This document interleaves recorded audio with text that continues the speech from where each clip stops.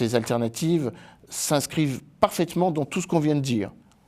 La question de la relation un peu biaisée entre la France et l'Algérie, cette quête de souveraineté, ce rapport que nous devons constamment réévaluer avec des pays qui sont en transition ou dont les processus électoraux laisseraient peut-être des doutes quant à la pleine et entière transparence électorale. Bref, il faut s'adapter au continent africain. Il faut avoir une forme de réalisme stratégique vis-à-vis du continent africain. Les Italiens sont passés maîtres dans l'idée selon laquelle ils s'adaptent à leur alter ego et ne sont pas du tout dans une logique d'imposer leur dogme.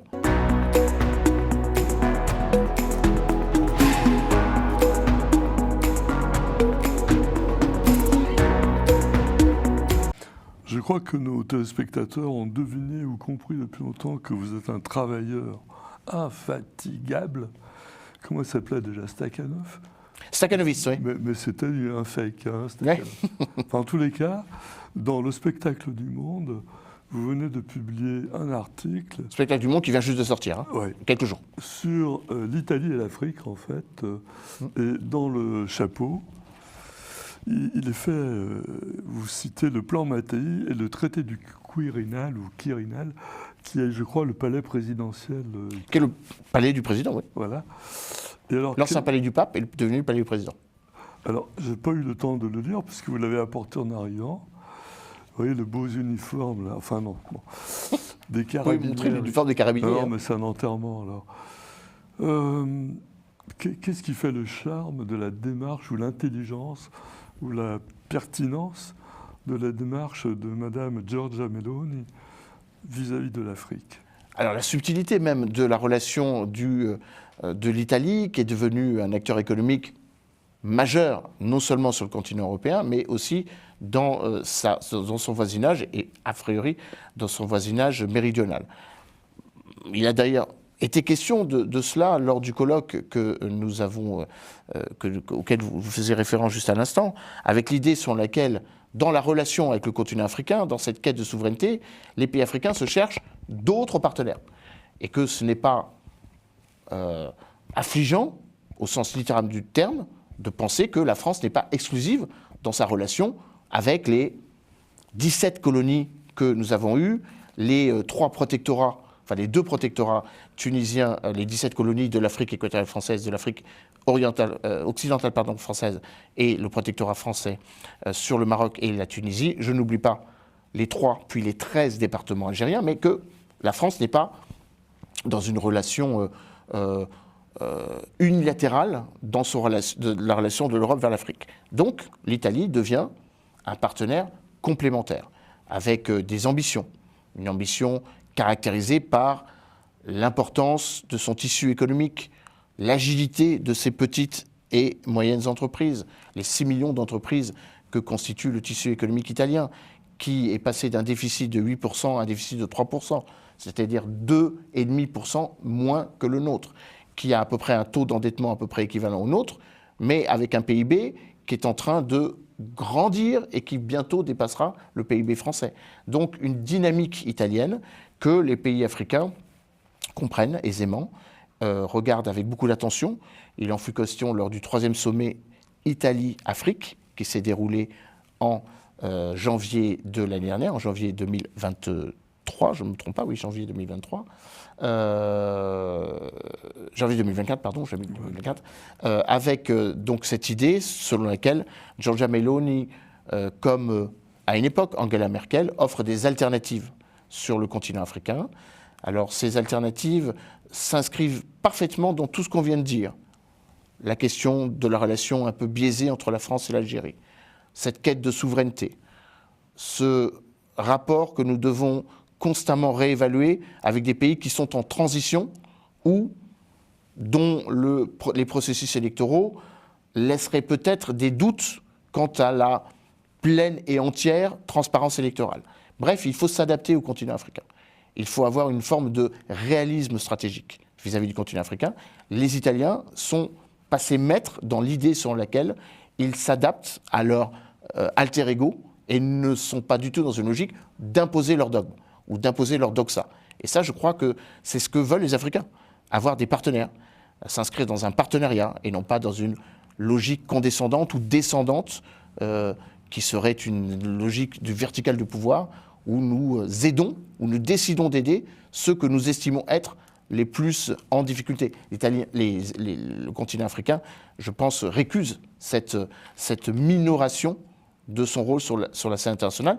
En résumé, on pourrait approfondir bien sûr sur la question migratoire, sur la question énergétique, en rappelant quand même une petite vérité, c'est que le plan Mattei puise aux racines de ce qu'a été la puissance de l'ENI, c'est-à-dire Ente Nacional Hidrocarburi, l'équivalent de Total, en rappelant que ENI est plus impliqué sur le continent africain qu'au Total.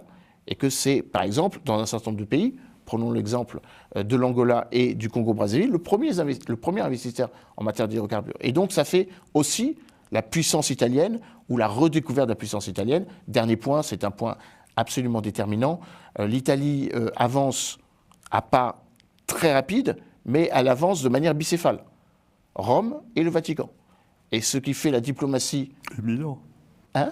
Rome, Milan, le Vatican. Oui, alors Milan pour la question économique, mais disons que la diplomatie vaticane est un adjuvant de légitimité sur le continent africain, où il reste 650 millions de chrétiens, où il y a un dynamisme de ferveur et un certain nombre d'agendas sur lesquels l'Église catholique a encore une prise forte, la question des traditions, la question de la famille, la question de la maternité, la manière dont la question démographique ou la maîtrise démographique, ce sont encore des sujets sur lesquels les religions en fait, les 650 millions de musulmans et les 500 millions, les 650 millions de chrétiens et les 500 millions de musulmans, et donc du coup, l'Italie se retrouve avec une capacité à la fois opérationnelle et, on pourrait même dire, spirituelle, opérationnelle, mais je préfère dire stratégique et opérationnelle, qui finalement fait que Rome est aussi italienne, aussi africaine que l'est Paris. Et que la relation qu'ont un certain nombre de pays africains, au-delà de ce que fut l'empire africain d'Italie. Romain. Ouais. L'empire romain, il faut remonter à plusieurs milliers d'années, mais tout simplement l'empire colonial. Entre 1912 et 1943. L'Érythrée, l'Abyssinie, la Somalie italienne, donc la Somalie tout court, et bien sûr en n'oubliant pas la Libye. On a débordé, ça y est, Emmanuel. Comme toujours. C'est fini, mais je veux juste faire un petit commentaire, si vous permettez. C'est que, oui, l'Empire romain, c'est loin, il y a 2000 ans, d'accord, mais enfin 15 siècles seulement par rapport à la chute de l'Empire.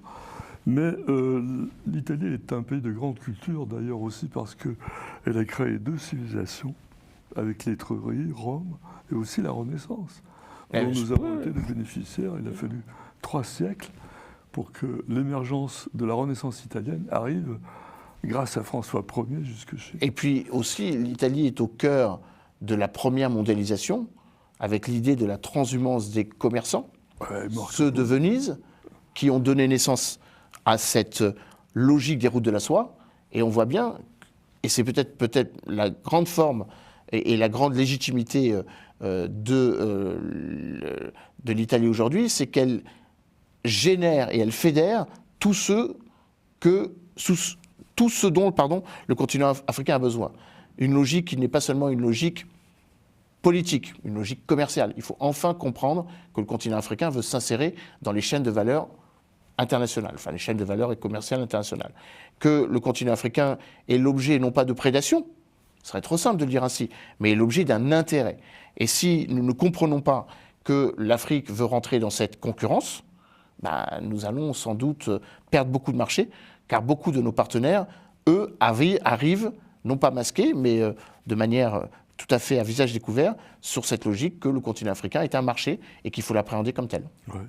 La dernière chose que je voudrais dire sur l'Italie, c'est que ces 2 derniers siècles, on va dire, ça a été un pays d'émigration, donc de gens qui sont arrivés ailleurs et qui ont dû s'adapter comme les Italiens en France. J'étais à Nogent hier, et à Nogent-sur-Marne, près de Paris, donc il y a un monument aux immigrés italiens, c'est incroyable. Bon. Et beaucoup de maçons là-bas. Bon. Et peut-être que cette plasticité qu'on trouve aujourd'hui dans la posture italienne, dans l'approche italienne de l'Afrique, elle est peut-être aussi une conséquence culturelle de l'obligation de s'adapter qu'ont eu les migrants. C'est vrai. Que nous, on n'a jamais eu ça, en fait. C'est vrai. Donc c'est peut-être un manque, finalement. On devrait faire une émission que sur ça. Ben, on devrait faire ça aussi avec les diasporas. Ouais. Parce que finalement, c'est les diasporas qui remplacent les migrants italiens d'autrefois. Ben, ce sera l'objet d'une prochaine émission. Avec Alfred. grand plaisir.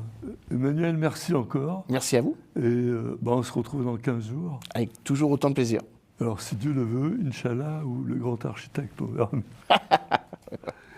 Et moi, donc, je reçois avec vous Madame Sandra Kassab, qui est la directrice Afrique, la nouvelle directrice Afrique de l'AFD, l'Agence française de développement.